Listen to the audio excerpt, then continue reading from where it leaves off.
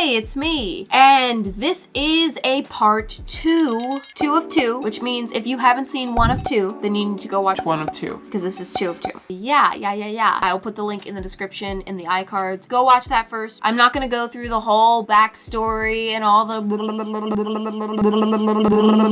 Continuing on, we have gotten some practice with this abstract painting thing. It's been chaotic, but I think it's been fun. I have more canvases to finish. 3 more canvases to finish. Quite a lot of work to do. Quite a lot. Hopefully we can pick up the pace a little bit now that I've gotten a little bit of practice.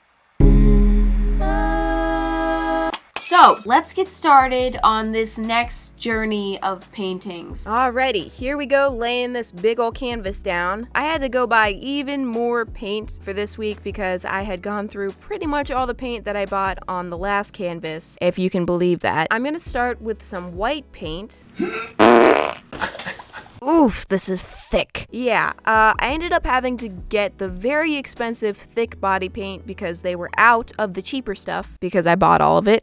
They are not joking about the thick. Thick. It is thick. Thick. It took me like 10 minutes. Why was I shaking so hard? To squeeze out this much before I finally came up with a brilliant solution to just cut open the tube. There you go. There's a brain at work. I'm not a potato. So now I've got this very heavy plate of paint. That is an expensive mound of goo right there. And I'm gonna mix a bit of gray into that, just create a sort of muted white. It's an off-white, a muddy white, not that bright white, okay? We wanna get it a little nice. And now I'm gonna take my white paint, peel off that sticker on the knife, we can't have that, and I'm gonna cover the entire canvas with a pretty thick layer of white paint, because I want this to remain wet for quite a while, so that when I layer more paint on top of this paint, it'll kind of pick up the white underneath and mix with it a little bit. Okay, I don't know what I'm doing with this plate of white paint. What the? Okay. And also, just because... Oh my gosh, now what? I'm just over there making a mess for no reason. Please, just try to be normal for like 2 seconds so that I can get through my point. And also because... This is distracting. All right, okay.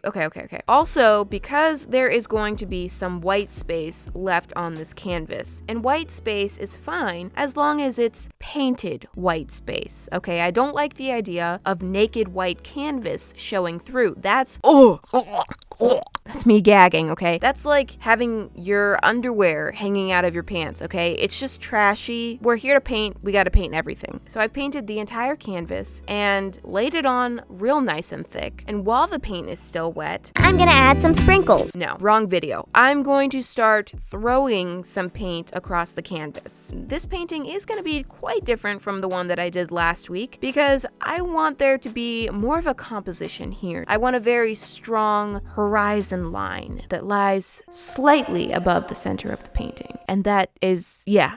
That's basically all I know at this point. I didn't really have a plan other than that, so once I got this stripe of gooey paint mess across there, I decided to try something.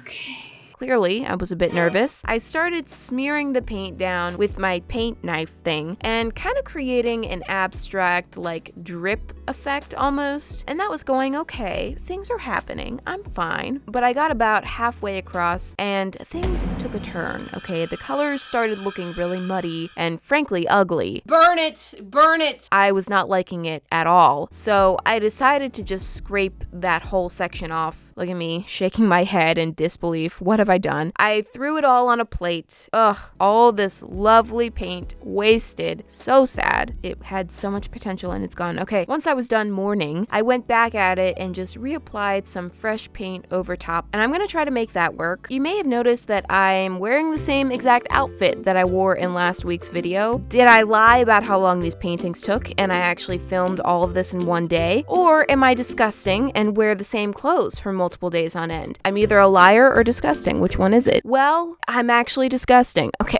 I did keep wearing these clothes over and over again because this process was so messy. I had gotten so much paint all over my clothes and I didn't want to just like get on new clothes and then trash another whole set of clothes. So at the end of the day, I would change out of these and shower, and then the next day I would just put them right back on. Okay, not proud of it, but it's what I did. And this is me trying to film from a different angle and getting annoyed that I'm blocking the view. So I've gotten to this point and the bottom half of the canvas looks kind of cool. I'm kind of pleased with that. The problem is I really don't know what to do with the top. Didn't really think this one through. It's just empty and it just cuts off randomly. So I just started messing with it, smearing the paint in the opposite direction, trying to make something happen. But the paint was really starting to mix together and getting muddy again. So I tried to clean it up, but I just was making a total mess of this. What am I doing here? I'm scraping paint off again. There it goes. And the more I messed with it, the more I was dissatisfied. This is a hot mess and I'm feeling like I've ruined it. So after staring at this and having an internal freak out for about 20 minutes, I ate some cantaloupe. I really like cantaloupe, and decided to squeeze a ton of new paint on top and just take my extra long blade and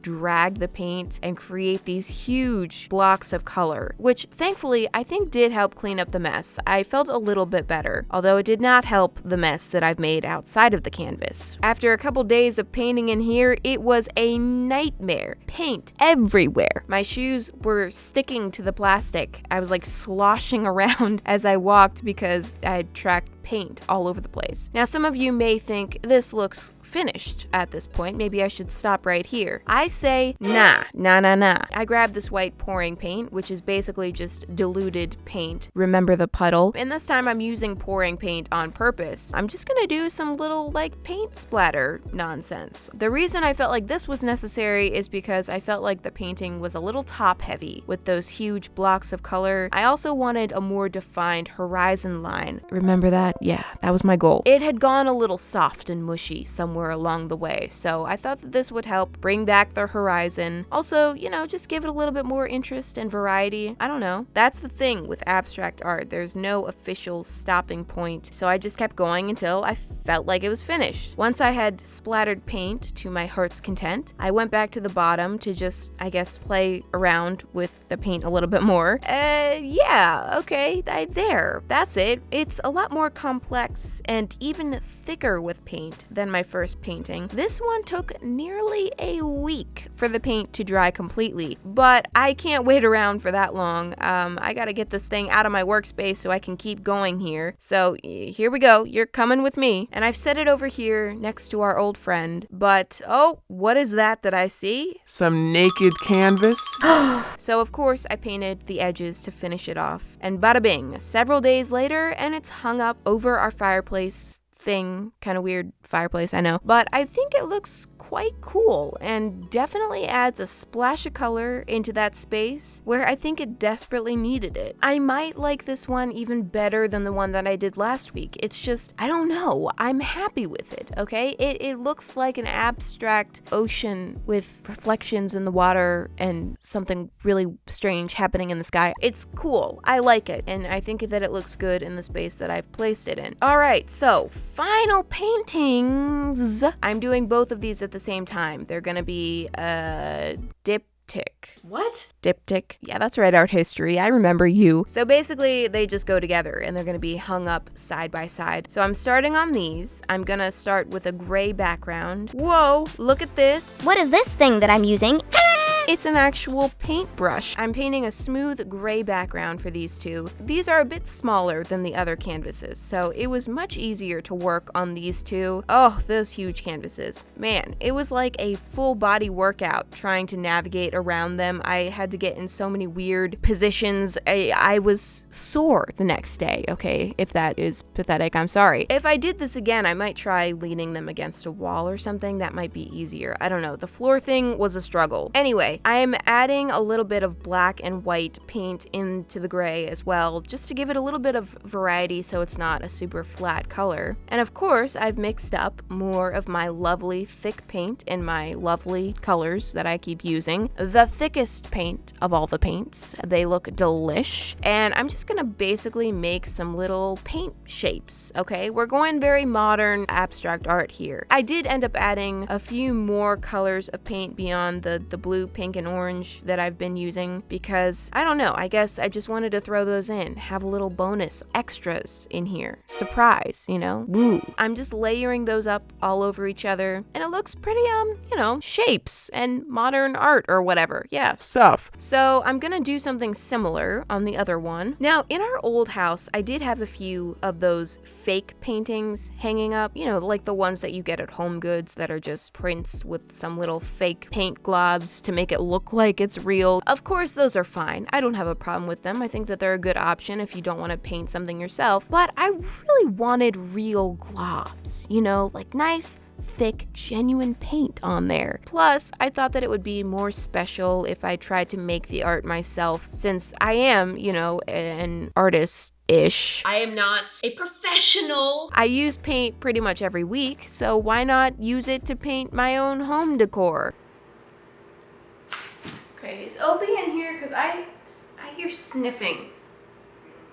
Okay, that's weird. Please tell me there's not an animal sniffing around in here. Yeah, I don't know what that was about. Maybe it was Frank. Another benefit of making my own paintings is that I can create them to match with my color scheme, which is great because I was having a lot of struggle trying to find the perfect paintings for the new house. They either had the wrong colors or I hated them, so this was my solution. Also, I no longer wonder how those massive hand-painted canvases cost so much. I spent several $100s just on the supplies for these paintings. And then all the time that it took and the struggle. Abstract painting, it looks really easy, but it's actually really not. And here these two are hanging on this otherwise very bland wall. Don't look in that room. It's currently empty because we don't have furniture. we just moved in, okay? It's all a work in progress. These two were definitely the easiest to pull off. They're probably also my least favorites of the group of paintings, but I still think they work pretty well in the room and they do what I wanted them to do. So I'm happy. They're fine. They're cool with me. Well, this has been a big time commitment and a long process getting these paintings done, but I'm so happy to have them all complete and hanging in my new home, and I think that they really help brighten up the space and add a lot of color into the room. I'm really excited to have them in here. I hope you guys enjoyed these videos, and I will see you next week. Bye!